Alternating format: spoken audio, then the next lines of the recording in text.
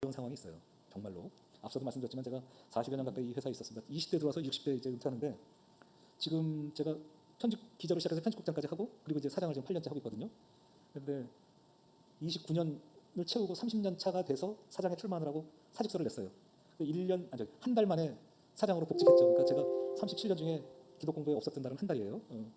그 규정상 사장이 되려면 사직서를 내야 되기 때문에 할 수 없었어요. 그런데 어쨌든 그렇게 생활하면서 지금 있는 직원들은 제가 뽑았거나 제가 편집국장 시절에 들어온 막둥이 기자들입니다. 이제 뭐 제가 편하기도 하고 어렵기도 하고 그렇겠죠. 뭐 우리 아이보다도 젊은 친구들도 많으니까. 그런데 최근에 노동조합이 생겼습니다. 그래서 제가 사장 재임 기간 8년 중에 7년은 야곱이 정말 사랑하는 아내를 얻기 위해서 외삼촌 라반의 집에서 7년을 하루같이 어려운 것도 모르고 힘든 것도 모르고 그 아내를 얻기 위해서 그 고생을 하면서 일했던 것처럼 그냥 아주 시간이 순식간에 지나갈 정도로 행복했어요. 그런데 최근에 남은 한 3개월이 하루가 첫날 같아요. 너무너무 힘들어요. 근데 그 사람들이 좋다 나쁘다 얘기하는 건 아니고 우리는 대한민국 현실이 노동법이 있고 근로기준법이 있고 어느 직장이나 노동조합이 있을 수가 있어요. 그런데 그것이 좋은 목적으로 잘 서로 또 소통하고자 하고 하면 좋은데 처음 생기니까 이 친구들도 열심히 넘칠 거 아니에요. 열정이 넘치잖아요. 그러니까 상당히 공격적이에요.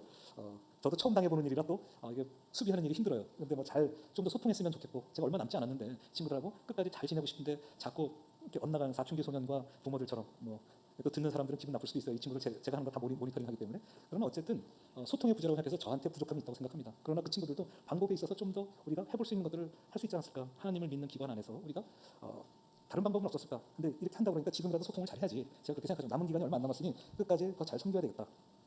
그래서 열심히 기도하고 있습니다. 여러분들도 기도해 주시기 바라고. 제가 그 친구들한테 이제 뭘 얘기하면 녹음했다가 또 증거로 내요. 그래서 뭐 이렇게 그 노동위원회도 뭐 제가 불려가고 뭐 이렇게 답변서도 써야 되고 요새 그런 일이 많았어요. 그래서 제 개인적으로는 생전 처음 당해보는 일이고 그러나 이게 사주가 해야 될 일이기 때문에 그리고 무엇보다도 제가 그들을 사랑하고 그런 마음으로 시작했는데 끝까지 유종의미를 잘 거둬야 되니까 어떤 불이익을 주는 것도 아니고 단지 지금 아직 몰라서 그럴 거야. 내가 가지고 있는 생각을 잘 모르고 나도 저 친구들하고 잘 몰라서 우리 아들하고도 맨날 티격태격하는데 뭐 이것쯤이야 이렇게 생각하는 거죠. 그런데 이제 지금 중요한 건 법을 내세우고 있기 때문에 법정 다툼이 생기니까 그렇죠. 그래서 그 일은 안 하고 잘 해결했으면 좋겠다라는 게 제 마음입니다. 하여튼 그래서 남은 기간 유종의미를 잘 거둘 수 있도록 그리고 기독공부가 또 하나님의 기관으로 또 잘 설 수 있도록 기도해 주시면 좋겠습니다. 이것이 지금 제게 사면초가처럼 있는 일이에요. 너무 어렵고 힘들죠. 그런데 그래도 살아보아야 할 그런 희망과 꿈을 갖게 되는 것이죠. 지난번에 행사 때 제가 잠깐 말씀드렸는데 다시 말씀드려도 이 정현종 선생의 시 중에 모든 순간이 꽃봉오리인 것을 보면 그런 대목이 있잖아요. 나는 가끔 후회한다. 그때 그 사람이 노다지였던 것을, 그때 그 일이 노다지였던 것을, 그때 그 일이 꽃봉오리였던 것을, 내 열심에 따라서 활짝 피울 수 있었던 꽃봉오리였던 것을. 그렇지.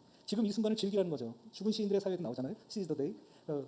이게 어려운 일이 아니라 이 순간이 지나고 나면 이것도 아름다운 추억이 될 수 있고 이것을 통해서 하나님께서 내게 무엇을 주시려고 하는가를 깨달을 수 있다면 이 순간이 너무 행복한 거죠. 그것이 훗날 노다지였다는 걸 깨닫고 후회하지 않고 지금 이 순간을 더 잘 즐겨야 된다는 거예요. 예수님께서는 그 양의 문이라고 하시면서 거기에다가 축복의 문구를 복을 새겨 놓으셨습니다. 10장 9절 한번 띄워주시겠어요? 같이 한번 읽어보겠습니다. 이게 방송실이 없구나. 그러면 10장 9절 제가 읽어드리겠습니다. 지금 본문 가지고 계신 분은 같이 읽어주셔도 좋고 내가 문이니 누구든지 나로 말미암아 들어가면 구원을 받고 또는 들어가며 나오면 꼴을 얻으리라. 10절도 그냥 읽은 김에 같이 읽겠습니다. 도둑이 오는 것은 도둑질하고 죽이고 멸망시키려는 것뿐이요 내가 온 것은 양으로 생명을 얻게 하고 더 풍성히 얻게 하려는 것이다. 그러니까 아까도 말씀드렸지만 톰과 제리처럼 그 양의 문으로 들어오는 순간 구원을 얻습니다. 그리고 편안해지고 아주 안락해집니다. 또 늑대를 피해서 온동안 가시덤불에 들어가서 상처난 양, 또 뛰어오다가 발을 헛디뎌서 실족한 양, 발이 부러진 양, 그런 양들도 그 안에만 들어오면 목자가 다 끌어안고 상처를 치유해주고 부목을 대주고 그렇게 약을 발라주고 그뿐 아니라 꼴도 줍니다. 밖에만 풀밭에 있는 게 아니라 그 안에도 더 풍성한 양식이 있고 그저 생명을 얻게 할 뿐만 아니라 입에 풀칠하는 정도가 아니라 정말로 풍성이 차고 넘치게 먹을 수 있도록 풍요롭게 해준다고 그렇게 말씀하시잖아요. 양의 문으로 출입하는 양들한테 그렇다는 것이죠. 그런데 2000년이 지난 지금 오늘날 교회의 현상을 보면 정말로 양의 문을 통해 출입한 모든 사람들이 이렇게 풍요로움을 느끼면서 구원을 얻고 꼴을 얻고 풍성하게 잘 살고 있는가 우리가 돌아보게 되죠. 요즘 정신질환 환자들이 많아요.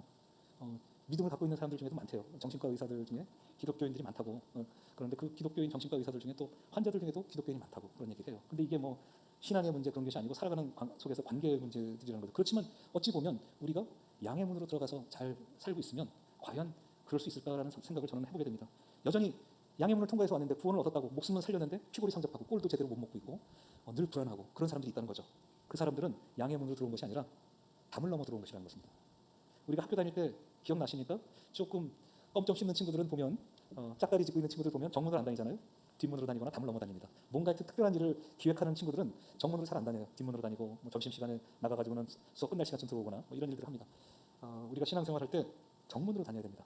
하나님 보시기에 아름답고 귀하고 세상 사람들이 볼 때도 저 사람은 믿는 사람이구나라는 게 확연히 드러날 수 있게 다녀야 됩니다. 그런데 여전히 담을 넘어 다니는 사람들이 있어요. 빛 가운데로 다녀야 되는데 그 정식으로 난 도로가 아니고 옆으로 튀겨 다니는 사람들도 있습니다.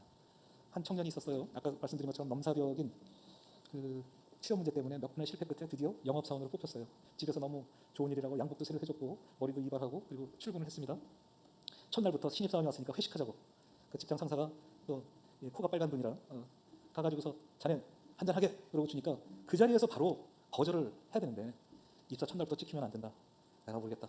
이것도 음식인데 쭉 마셨어요. 정신이 하나도 없는데 잘 마시는데 한 잔 더 해. 그렇게 됐다고요. 또 마셨어요. 이제 뭐 그러다 보니까 힘들어지는데 그 다음 날은 또 거래처 가자. 그러고서 거래처를 데려가서 이 친구 새로 들어왔는데 술도 잘하고 아주 좋은 친구예요. 그러고 또 소개를 해주니까 그럼 내 술도 한 잔 받아보게. 그러고서 그 자리에 이제 거절도 못 하잖아요. 마시다 보니까 본인이 술을 먹는 게 아니라 술이 술을 먹게 돼서 이건 뭐 생전 안 해본 여러 가지 경험들을 막 하게 되죠. 그러고 이제 몸이 지쳐서 만신창이가 돼서 집에 가서 내가 지금 회사를 다니는 건지 술독에 빠졌다 오는 건지 모르고 그렇게 지내다가 몸이 힘들어서 주일날 교회도 못 가게 되고 그러다가 실종교인이 되는 그런 일들이 있잖아요. 처음부터 죄송합니다. 저는 하나님을 믿는 사람입니다. 교회 다니기 때문에 술을 할 수가 없습니다. 그러면 순간 기분 나쁘겠죠. 이런 봐라 되게 당돌한데. 저놈은 고문관 같은 놈이군. 저거 어디다 써먹어? 저 영업을 하겠다는 녀석이 그것도 못한다 그러는데 그러고 조롱당하고 그 순간에 경홀이 여김을 받을지 모르지만 그 순간이 지나고 나면 쟤는 술 안 먹는 애야. 쟤 오늘 데리고 가지 마. 다른 애 데리고 가. 뭐 이럴 수도 있고 너는 그럼 다른 방법으로 열심히 영업을 해봐. 그렇게 하겠죠. 요즘 제가 근로기준법을 공부하다 보니까 저 교회 다니면서 술 안 먹습니다. 근데 술 먹으라 그러면 직장 내 괴롭힘이에요. 그 사람 절대로 내보낼 수가 없어요. 그러니까 여러분들 자신 있게 어떤 일을 당할 때 현실과 타협하면 안 되고 처음부터 딱 분명하게 이야기했으면 양의 문으로 들어가면 그런 일이 없는데 담벼락을 넘어가면 순간 그때부터 일이 꼬이기 시작합니다. 지나고 나면 안다고 그러잖아요. 첫 단추를 잘 껴야 되는데 첫 단추가 잘못 껴지면 그 다음에는 옷이 울고 그 다음에 언밸런스하게 됩니다. 그래서 우리가 처음 시작부터 신앙생활을 할 때 양의 문으로 들어가는 그런 훈련을 해야 됩니다.